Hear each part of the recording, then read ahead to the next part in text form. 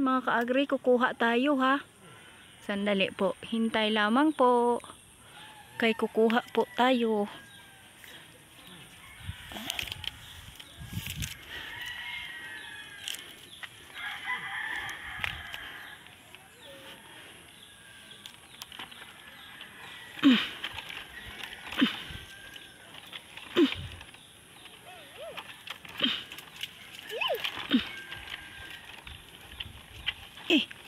Medyo mahirap siya mga ka-agri. Ay, Diyos ko. Ay, pakatigas, matigas pihitin. Wag.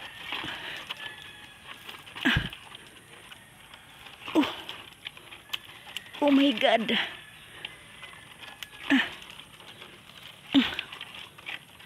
Uy, napaka-hirap naman ito tanggalin.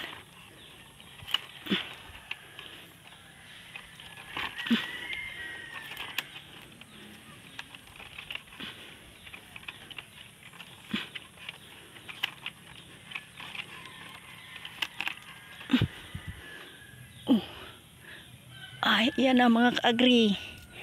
Ayan na. Salamat po. Bababa na po kami. Ay. Ay. Salamat po. Kukuha ka pa? Kukuha pa tayo. Teka lang. Ilagay natin muna. Baba muna natin. Dali. Oo, nakabidyo pa ako. Aray. Aray, aray, aray.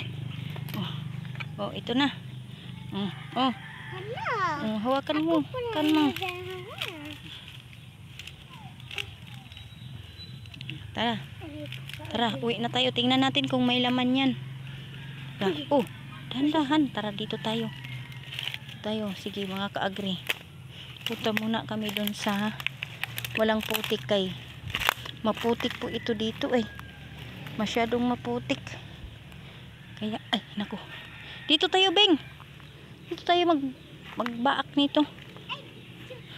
Bakong baso na. Oo, kumuha ka ng baso. Yan. Dito tayo mga ka-agri. Atin itong babaakin. Okay. Ito yung aking garden dito mga ka-agri. Kaya ito may bakod. Kaya doon sa loob, binakuran ko po ito kay marami ditong kambing. Mga kambing yan dito. Papasok kasi siya pag di nimo siya bakudan. Kaya ang gigawa ko, binakudan ko. Para dili maka sud ang kambing. Tanawa mga ka-agri. Kasubra kay din hiba sa uwan. Sige inuwanay.